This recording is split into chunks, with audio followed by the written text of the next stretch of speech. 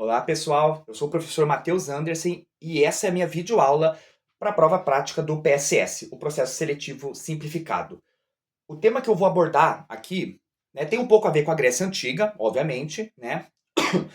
Mas o tema principal, que eu vou falar mais um pouquinho para o final, na metade da aula, é sobre Alexandre o Grande e o seu império e o período helenístico, né? Óbvio. Essa aula, inclusive, é destinada aí aos alunos do primeiro ano do ensino médio, tá bom? Antes de falar então um pouco de Alexandre o Grande e todo o seu legado que ele deixou ali na Ásia, na Grécia e tudo mais, acho que é bem importante a gente falar um pouco do período clássico da Grécia, séculos 5 até metade do século 4 antes de Cristo, tá? Mais ou menos ali de 490, 480 até 336 antes de Cristo. Então das guerras médicas até a chegada de Alexandre o Grande, tá? É, o século V a.C. é considerado, então, por muitos historiadores, o período áureo da Grécia Antiga, tá? Culturalmente, politicamente, militarmente, entre outros fatores importantes aí para a história grega. Tá? Lembrando que nessa época a Grécia não é que nem a Grécia de hoje, né? Que é um país atualmente. Naquela época a Grécia era dividida em várias cidades-estado. Cada cidade aí com autonomia, tá? Cada uma tinha suas leis, seus governantes, sua forma de governo, um deus principal a ser cultuado, sem contar também os fatores geográficos de cada cidade, né? Umas viviam perto de regiões montanhosas, outras mais próximas do mar, outras bem mais para o interior, tá? Entre outros fatores aí importantes, tá? Que eu não vou mencionar aqui agora.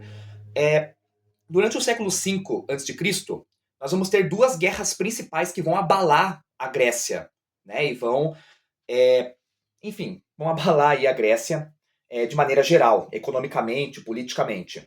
Tá? A primeira dessas guerras, as guerras médicas, ou guerras greco-persas. E a outra guerra, a Guerra do Peloponeso. Resumidamente, o que foram essas guerras?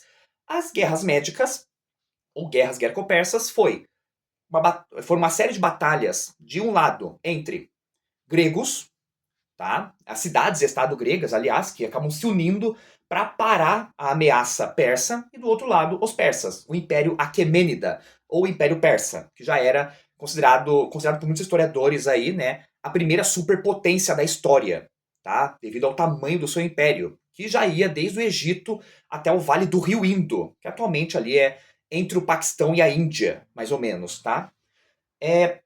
Nessa guerra, então, vamos ter uma série de batalhas, tá? Entre elas, aliás, a Batalha de Maratona, entre Atenas e o Império Aquemênida, que resulta na vitória de Atenas. A Batalha de Termópilas, entre Esparta, com apoio de outras cidades-estado, mas principalmente Esparta, contra o Império Aquemênida, que acaba resultando na vitória do Império Aquemênida, né, e a entrada deles em Atenas, que acaba sendo arrasada pelo exército persa. A Batalha de Salamina, que dessa vez foi aí uma batalha marítima. Aliás, batalha marítima teve um monte durante as guerras médicas, tá? Principalmente entre persas e atenienses. Tá? Atenas levou a melhor nessa batalha, aliás, né? Entre muitíssimas outras batalhas. Todas elas ali com os gregos unidos, né? Para parar essa ameaça que vinha do Oriente, onde hoje mais ou menos é o Irã, mais ou menos. Tá? No final das contas, os gregos acabaram vencendo as guerras médicas e expulsando os persas da Grécia continental, certo? Logo após então essas guerras, nós temos Atenas, né, ali no seu período áureo, como a cidade mais rica da Grécia, fortalecida ali pelo comércio, pela sua marinha, tá? E principalmente pela sua democracia, né? Atenas é a primeira cidade-estado a adotar a democracia na Grécia, tá? Mas lembrando que não é uma democracia igual a de hoje, tá? Atualmente a gente vê muita gente participando, homens, mulheres, jovens, idosos e etc. Já naquela época, Atenas, né, a democracia ateniense, aliás, permitia a participação apenas de homens com mais de 18 anos que fossem nascidos de pais atenienses, né? Pais atenienses. Enquanto isso, mulheres, crianças, escravos, estrangeiros eram excluídos desse processo, tá? Mas mesmo assim, para a época já foi um grande avanço, né? Porque a maior parte das cidades gregas adotavam outras formas de governo, tirania, oligarquia, como é o caso de Esparta, nesse caso que já vamos tocar nesse assunto, né? Monarquia, aristocracia. Já Atenas adotava a democracia, tá? Que para a época já foi algo assim, uma grande novidade para a época, tá? Atenas, então, como eu falei, fortalecida aí por esse comércio, que era uma das principais atividades econômicas dos atenienses, além da agricultura também, claro, a pecuária também, tudo mais, né? Mas o comércio era muito forte, sem falar o desenvolvimento cultural de Atenas, por meio do teatro, da filosofia, dos intelectuais da época, né? Que transmitiam suas ideias na ágora, né? Na assembleia que Atenas tinha, tá? Na assembleia. Esparta já toma um caminho contrário de Atenas. Enquanto Atenas é uma cidade mais dinâmica, aliás, ela passou por todas as formas de governo até chegar à democracia, Esparta já era uma cidade, vamos dizer assim, congelada no tempo. Tá? Sua forma de governo era uma oligarquia militarista, ou seja, os militares tinham muito poder em Esparta. Principal atividade econômica deles, a agricultura. Outras formas de atividade não eram permitidas, né, ou nem rolavam muito, como o comércio, por exemplo. Tá? Era meio que uma agricultura de subsistência, na maior parte das vezes. Tá? E quem governava de fato Esparta era chamada Jerúsia, né? Que era uma espécie de assembleia que os espartanos tinham, né, composta ali por homens com mais de 60 anos, né, e que chegaram a lutar em várias batalhas, inclusive, tá? Então essa é a diferença básica aí entre as duas cidades, tá? No quesito militar, político e cultural, tá? E econômico também, tá? Logo após as guerras médicas, então, né, enquanto Atenas era a cidade mais rica, Esparta já não era tão rica assim, embora tivesse um exército poderoso, tá? Isso vai gerar uma série de confusões, desavenças entre as duas cidades, resultando na Guerra do Peloponeso, que vai durar aí quase 30 anos e vai afetar a Grécia de maneira geral. Então, quase todas as cidades-estado se envolvem nessa guerra, algumas apoiando Esparta, outras apoiando Atenas. E depois de várias batalhas, tá? No final das contas, Esparta vence a guerra, acabando com a hegemonia ateniense. Mas mesmo após essa guerra e outras batalhas que vêm depois, a Grécia estava toda desgastada. Militarmente, politicamente, economicamente. A maior parte das cidades-estado estava desgastada. Tá? Enquanto isso, no norte da Grécia, desenvolvia-se um novo reino que estava aos pouquinhos expandindo, estava se expandindo ali pela região, que é a Macedônia. E é aí que a gente entra com Alexandre o Grande. Ou melhor, com Felipe II, o pai de Alexandre.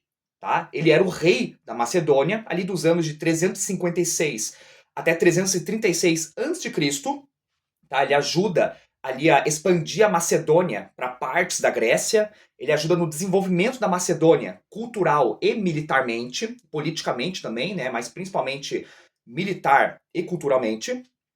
Tá?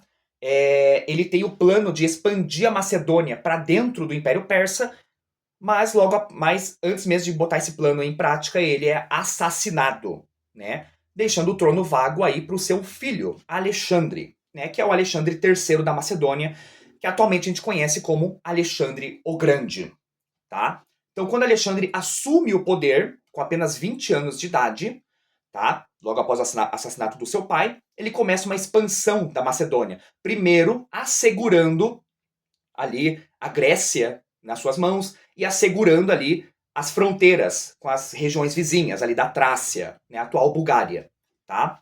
E logo após isso, em 334 a.C., aí sim ele começa a sua expansão, a expansão da Macedônia para o Império Persa. E aí que começam as campanhas de Alexandre na Ásia, que vai começar ali desde a Anatólia, a atual Turquia, e vai até a Índia, né? Ou pelo menos uma parte da Índia, pelo menos, né? Um pequeno pedaço da Índia, certo?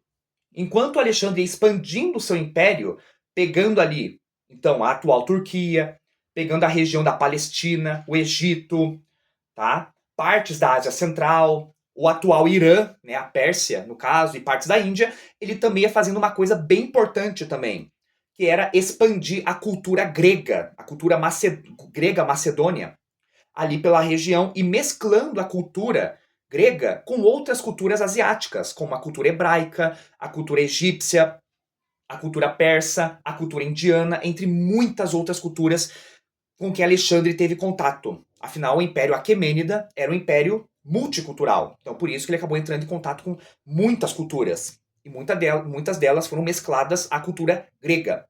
Esse sim é chamado o período helenístico, que vai durar da expansão do Império de Alexandre o Grande, ali na Macedônia, até a chegada dos romanos, né, ali na região da Palestina, principalmente. Tá? Esse é o período helenístico, que a gente conhece aí como essa mesclagem da cultura grega com as culturas asiáticas, certo? O Império de Alexandre o Grande não dura muito tempo, tá? Ele dura bem pouco tempo, 13 anos apenas, tá? E logo após a sua morte, com apenas 32 anos de idade, decorrente de uma febre, ele morre na Babilônia, tá? Depois aí de quase de 11 anos, né, de batalhas expandindo o seu império. Então ele falece com apenas 32 anos aí, sem um herdeiro. Ele não deixou, na verdade ele deixou um herdeiro, mas o herdeiro acaba sendo assassinado muito antes de chegar à fase adulta, certo? E o seu império é dividido entre os seus generais, os chamados diádocos, resultando aí, claro, a permanência ainda da cultura helenística na Ásia, tá? Ainda influenciando ali, só que com o tempo foi perdendo força até a chegada de outros povos, tá? Com a chegada, a volta, né, dos persas, né, o retorno dos indianos, né, e principalmente os romanos, certo? Enfim, gente, eu espero que vocês tenham entendido aí o que eu queria dizer aí com o período helenístico e um pouco ali do período clássico da Grécia Antiga, tá bom? Então é isso, galera. Ah, e aliás, antes de terminar, quero deixar aqui uma biografia básica para vocês, tá? Para vocês entenderem mais, tá? Então, o primeiro livro que eu quero recomendar é esse aqui, Grécia e Roma, né, do professor Pedro Paulo Funari, certo? Os Gregos, né, do Isaac Asimov, né, conhecido aí pelos livros de ficção, né, mas ele escreveu história também. E a principal biografia aqui, Alexandre o Grande, né, do professor Philip Freeman. Tá? Quem se interessar aí, por favor, vão atrás desses livros. Então é isso, pessoal. Valeu!